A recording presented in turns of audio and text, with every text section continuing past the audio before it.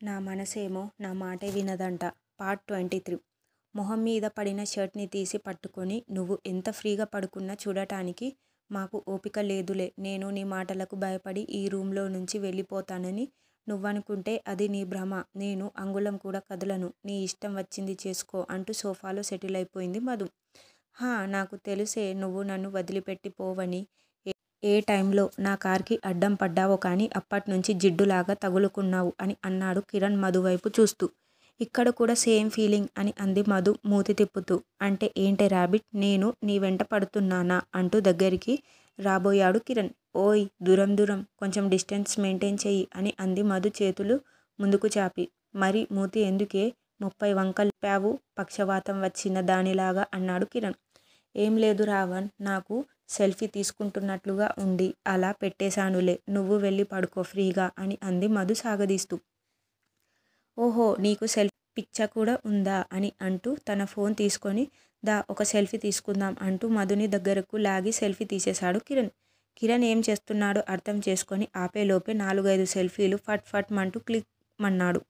హే రావణ్, ఇలా సెల్ఫీలు ఎవరన్నా తీసుకుంటారా అంటూ షర్ట్ లేకుండా ఉన్న కిరణ్ వైపు ఊపి చూపిస్తూ మర్యాదగా వాటిని డిలీట్ చేయి, లేదంటే నీ ఫోన్ పచ్చడి చేసేస్తాను అని అంది మధు కిరణ్ చేతిలో నుంచి ఫోన్ లాక్కోబోతూ. అరే ఉండనివ్వవే రాబిట్, ఏం ఫోజులు ఇచ్చావే, నిజంగా నా పెళ్ళాం కూడా ఇలా ఫోజులు ఇవ్వదేమో అని అంటూ ఫోటోలు చూపిస్తున్నాడు కిరణ్. నీదేం పోయింది, ఉంచుకుంటావు నాన్న, రేపు ఇవి మా ఆయన చూస్తే నాకు 2 నిమిషాల్లో విడాకులు ఇచ్చేస్తాడు అని అంది మధు కళ్ళు తిప్పుతూ. పోతే పోయాడులే రాబిట్, అవసరమా మనకి ఆ గొట్టంగాడు అన్నాడు కిరణ్. నీకు అక్కర్లేదు, నాకు కావాలి. అయినా నువ్వేంటమ్మా అవసరమా మనకి అంటున్నావు. నువ్వు నేను మనం ఎప్పుడయ్యాము, నీకు నాకు ఏంటి సంబంధం అని అంది మధు కిరణ్ మొహం మీద వేలు ఆడిస్తూ. ఏం సంబంధం ఉండి అర్ధరాత్రి నా బెడ్రూమ్లో నాతో పాటు నిలబడి ఇలా మన బంధం ఏంటని ముద్దు ముద్దుగా మాట్లాడుతున్నావో అదే సంబంధం ఉంది. ఆ సంబంధం ఏమిటో నువ్వే ఆలోచించుకో. నాకు నిద్ర వస్తుంది, నేను పడుకుంటాను, బాయ్ రాబిట్ అంటూ బెడ్ మీద పడి అడ్డదిడ్డంగా దొర్లటం మొదలుపెట్టాడు కిరణ్. ఇంతకు ముందు వేపకాయంత ఉండేది వెర్రి, ఇప్పుడు బాగా ముదిరి వెలక్కాయంత అయ్యింది. ఒక్కడే అంత బెడ్ మీద ఎలా దొర్లుతున్నాడో చూడు. పాపం ఆడపిల్ల భయపడి వచ్చింది, తనకి బెడ్ ఇచ్చి నేను ఈ సోఫాలో పడుకుంటానులే అంటాడేమో అనుకున్నాను. అబ్బే, అలాంటి మంచి మాటలు మన నోట్లో నుంచి వచ్చే పనే లేదు. ఛీ, దొంగ సచ్చినోడి నల్లులు పీకేయాలి, అప్పుడు గాని దూల తీరదు. బాగా షో ఆఫ్ చేస్తూ షర్ట్ ఊడదీసుకొని పడుకున్నాడు అని తిట్టుకుంది మధు. సోఫాలో కూర్చొని దయ్యంలాగా తననే చూస్తున్న మధుని చూసి, ఓయ్ పడుకొని చావవే దయ్యం, నువ్వు అలా గుడ్లు మిటకలిరించుకొని నన్నే చూస్తుంటే ఎప్పుడు వచ్చి మీద పడతావో అని నాకు భయం వేస్తుంది. అసలే పెళ్లి కాని పిల్లోడిని, ఏదన్నా జరగరానిది జరిగితే నా పరిస్థితి ఏంటి అన్నాడు కిరణ్. కొంచెం ఎక్కువైనట్లు లేదు అని అంది మధు సీరియస్గా కిరణ్ వైపు చూస్తూ. ఏహే పర్లేదు తీసుకో, నీకేగా ఇచ్చేది, నా దగ్గర తీసుకోవడానికి కూడా మొహమాటమా. పడతావేంటి రాబిట్ అని అన్నాడు కిరణ్. వీడి ఆస్తులు రాసిస్తున్నాడు మరి, నేను మొహమాట పడకుండా తీసేసుకోవడానికి. ఎదవ కుళ్ళు జోకులు వీడు. ఆ బెడ్ బోల్ట్లు అన్నీ లూజ్ అయిపోయి దబీమని కింద పడి నడుం విరిగిపోవాలి, అప్పుడు గాని నా మనసు శాంతించదు అని అనుకుంటూ బోట్లు ఊడి కిరణ్ కింద పడ్డట్లు ఊహించుకోగానే మధుకి నవ్వు ఆగక పెద్దగా పగలబడి నవ్వేసరికి కిరణ్ ఒక్కసారిగా లేచి కూర్చున్నాడు. ఓయ్ రాబిట్, దయ్యమేమన్నా పట్టిందేమో అలా నవ్వుతున్నావు, చిన్న పిల్లోడిని చంపేద్దామనేగా అలా నవ్వుతున్నావు అని అన్నాడు. అసలు నీ చేష్టలకి నువ్వు మాట్లాడే మాటలకి ఏమన్నా సంబంధం ఉందా? అయినా ఇక్కడ చిన్న పిల్లోడు ఎవరమ్మా? పెళ్లి చేస్తే ఈ పాటికి 2 పిల్లలకి తండ్రి అయ్యుండేవాడివి. ఇందాక 5 దున్నపోతుల్లాంటి వాళ్ళనే జాలి దయ లేకుండా వాళ్ళు ఏడాది వరకు 1-2కి కూడా లేవలేని విధంగా ఇరగ్గొట్టావు. నువ్వు చిన్న పిల్లోడివా అంది మధు.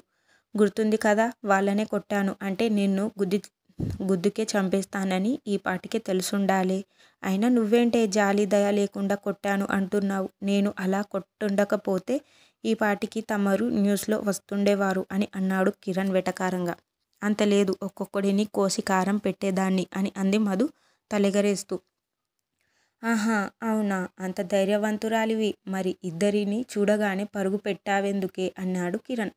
అంటే నాకు రన్నింగ్ అంటే ఇష్టం. అందుకే కొంచెం సేపు పరిగెత్తించి కొడదామని అలా చేశాను అని అంది మధు. అబ్బచ్చా!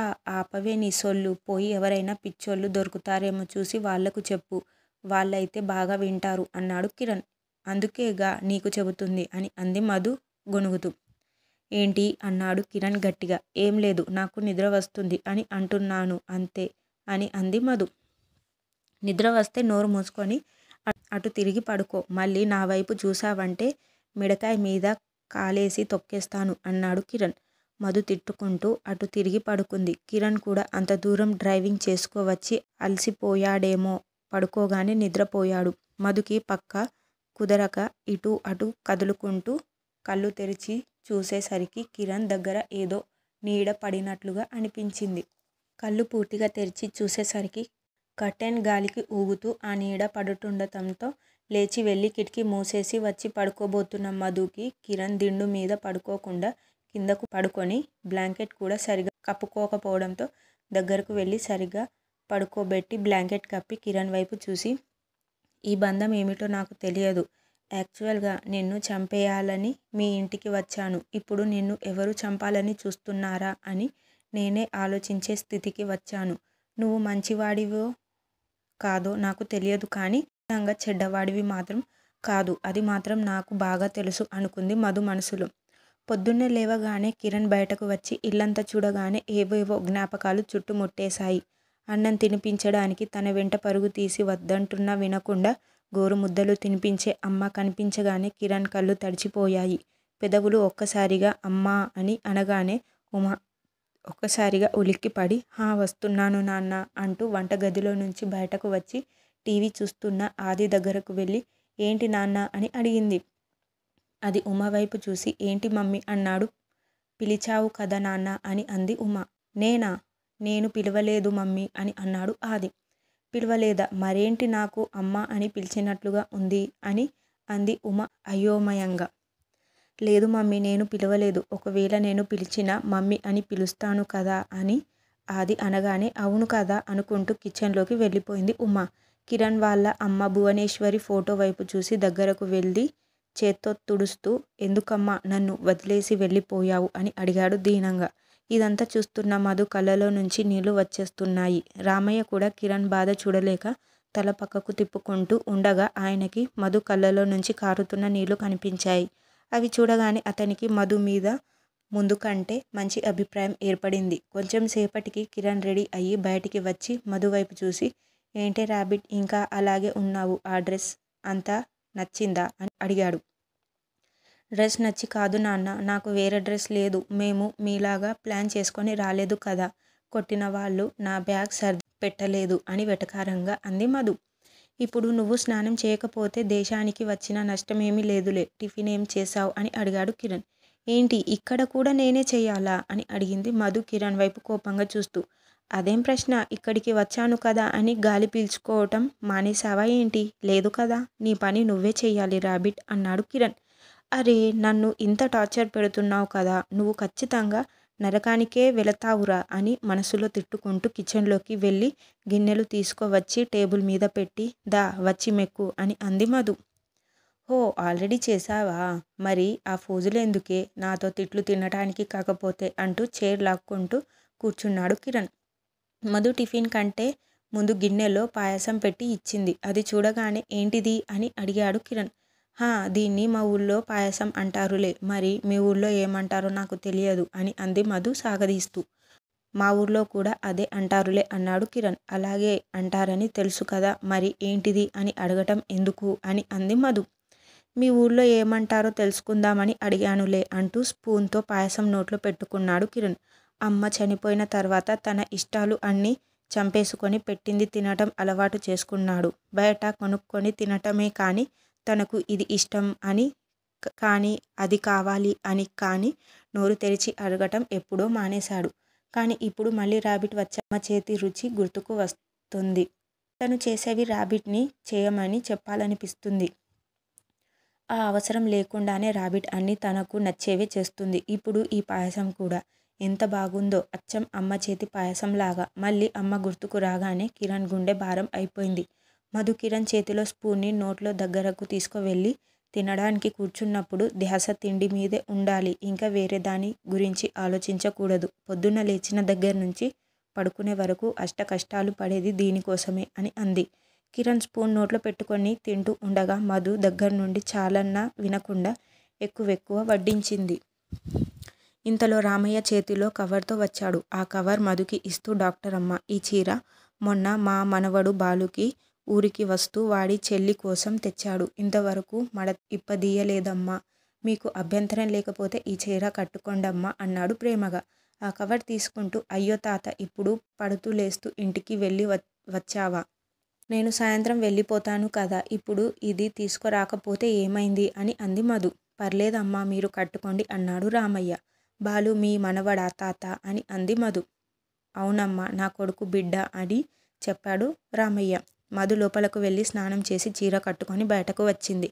బయటకు వెళ్ళడానికి రెడీ అయిన కిరణ్ లోపలి నుంచి బయటకు వచ్చిన మధుని చూసి అలాగే గుడ్లప్పగించి చూస్తూ ఉండిపోయాడు. మహాలక్ష్మిలాగా ఉన్నావు తల్లి అన్నాడు రామయ్య మధు వైపు చూసి. థ్యాంక్స్ తాత, చీర చాలా బాగుంది అని అంది మధు. అది మీరు కట్టుకున్నందుకే అంత బాగుందమ్మా అని రామయ్య అనగానే మధు సంతోషంగా నవ్వుతుంటే చూస్తున్న కిరణ్కి మైండ్ పని చేయటం లేదు. బలవంతంగా చూపు పక్కకు తిప్పుకొని, తాత, నేను బయటికి వెళ్తున్నాను. నేను వచ్చే వరకు ఈ ర్యాబిట్ అన్నింటిలో వేలు పెట్టి ఏం కెలికేయకుండా నువ్వే జాగ్రత్తగా చూసుకో అని చెప్పాడు. నో, నేను కూడా నీతో పాటే వస్తాను అని అంది మధు. ఎక్కడికి వచ్చేది? నేను షికారుకి వెళ్తున్నాను అనుకున్నావా? సైట్ చూడటానికి వెళ్తున్నాను. బయట ఎండ దంచుతుంది. నోరు మూసుకొని ఇంట్లో కూర్చో అన్నాడు కిరణ్. బయట ఎండ దంచితే నీ కారులో ఏసీ ఉందిగా అని అంది మధు. ఫ్రీగా వస్తే ఓసీగా ఏసీ వాడేద్దామని అన్నాడు కిరణ్. అదేమన్నా నా కోసం స్పెషల్గా వేస్తున్నావా? నువ్వు వేసుకుంటావు కదా. ఇంత పెద్ద ఇంట్లో నేను ఒంటరిగా ఉంటే చచ్చిపోతాను ప్లీజ్ అని బ్రతిమిలాడింది మధు. పోనీ తీసుకెళ్ళండి పెదబాబు, డాక్టర్ అమ్మకి కూడా బయట ఊరు చూసినట్లు ఉంటుందిగా అని అన్నాడు రామయ్య. సరే, వచ్చి చావు. బయలుదేరిన తర్వాత దారిలో నీ కిట్ మొదలెట్టావనుకో మధ్యలోనే దించేస్తాను, తెలుసుగా నా సంగతి అని అన్నాడు కిరణ్. తెలుసన్నట్లుగా తల గిరగిరా తిప్పింది మధు. కార్ గేట్ దాటుతూ ఉండగా మధు ఎదురింటి వైపు చూసింది. సేమ్ ఆ ఇల్లు కూడా ఈ ఇల్లు లాగానే ఉంది. ఓహో, ఈ ఊర్లో ఇళ్ళన్నీ సేమ్ ఒకేలాగా ఉంటాయా అని అడిగింది మధు. నిన్ను నోరెత్తదన్నానా అని గట్టిగా అన్నాడు కిరణ్. ఆ మాటకి మధు మాట్లాడకుండా కూర్చుంది. చుట్టూ చూస్తూ వావ్, ఊరు చాలా బాగుంది అని మనసులో అనుకుంది మధు. ఒక అరగంటకి సైట్ దగ్గర కార్ ఆగింది. కిరణ్ కార్ దిగి గ్లాసెస్ తీసి సైట్ వైపు చూశాడు. అప్పటికే అక్కడ పనిచేసే వాళ్ళు కిరణ్ కార్ చూడగానే పరిగెత్తుకుంటూ వచ్చారు. వామ్మో, ఇంత పెద్ద సైటా? ఇదంతా మీదేనా అని అడిగింది మధు. మీదేనా కాదు, నాదే అన్నాడు కిరణ్. అంటే అని అంది మధు అర్థం కాక. ఈ సైట్ నా సొంతం ర్యాబిట్. ఇందులో సగం నేను పుట్టినప్పుడు మా తాతయ్య నాకు గిఫ్ట్గా ఇచ్చాడు. మిగిలింది మా నాన్నగారు ఇక్కడ కంపెనీ పెట్టాలనుకున్నప్పుడు రైతుల దగ్గర నుంచి కొని అంతా నా పేరు మీదే రిజిస్ట్రేషన్ చేయించారు అని అన్నాడు కిరణ్. హో అవునా, ఈ సైట్ ఎంతుంటుంది అని అంది మధు. ఇదంతా పొలం ర్యాబిట్, సుమారు 500 ఎకరాలు పైనే ఉంటుంది. ఇక్కడ కంపెనీ పెట్టడానికి మా నాన్నగారు దీన్ని సైట్ లాగా మార్చేశారు అని అన్నాడు కిరణ్. 500 ఎకరాలే? ఎంత ఖరీదు ఉంటుంది అని అడిగింది మధు. మా నాన్నగారు కొన్నప్పుడు తక్కువ రేటే ఉంది. తర్వాత రాజధాని అయ్యి ఎకరం 1 కోటి పైనే అయ్యింది అన్నాడు కిరణ్. వామ్మో, ఇంత ఆస్తి ఉంటే ప్రాణాలు తీయకుండా ఎలా ఉంటారు రావణ్? నా మాట విని ఇదంతా ట్రస్ట్లకి రాసేయు, నువ్వు సేఫ్గా ఉంటావు అని అంది మధు. ఈ మాట నా దగ్గర అంటే అన్నావు, మా బామ్మ దగ్గర అనకు అన్నాడు కిరణ్ మధు వైపు చూసి. అంటే ఏమవుతుంది అని అంది మధు. ఏమీ కాదు, సింపుల్గా నిన్ను ఇంట్లో నుంచి గెంటుతుంది అని అన్నాడు కిరణ్ తాఫీగా. హో, అమ్మమ్మ అంత వైలెంట్ డిసిషన్ తీసుకుంటుందా అని అంది మధు కళ్ళు తిప్పుతూ. వాళ్ళైనా ప్రాపర్టీస్ జోలికి వెళితే ఎంతటి డెసిషన్స్ అయినా తీసుకుంటుంది అని అన్నాడు కిరణ్. అయితే వద్దులే, అమ్మమ్మని అలా ప్రశాంతంగా ఉండనివ్వు. ఈ వయసులో ఆవిడ ఆవేశపడటం అంత మంచిది కాదు అని అంది మధు. ఆహాహా, దొంగమోహంది. అన్నీ తనకి ఫేవర్గా మార్చుకుంటుంది అని మనసులో అనుకున్నాడు కిరణ్. సైట్ చూడటానికి లోపలకు వెళుతూ, వామ్మో, నేనింక నడవలేను, నాకు మంచినీళ్ళు అవుతున్నాయి బాబు అని అంది మధు. నేను బాటిల్ కార్లో వదిలేశాను, పోయి తాగు అన్నాడు కిరణ్. ఏంటి, మళ్ళీ వెనక్కి వెళ్ళాలా? నేను అడుగు కూడా వేయలేను బాబు, నోరు ఎండకు పోతుంది. మంచినీళ్ళు తాగకపోతే చచ్చిపోతాను రావణ్ అని అంది మధు. అందుకే నేను ఇంట్లో కూర్చోమన్నాను. వద్దంటే వినకుండా వెంటపడి వచ్చావు. ఇప్పుడు నేను నీకు మంచినీళ్ళు ఎక్కడి నుంచి తీసుకురాను అని అరుస్తూ తల పైకెత్తి చూశాడు కిరణ్. పక్కనే తాటి చెట్టు పైన వేసవి కాలం కావటంతో కళ్ళు కోసం కుండ పెట్టి ఉండటం చూశాడు కిరణ్. ఇంకా ఉంది.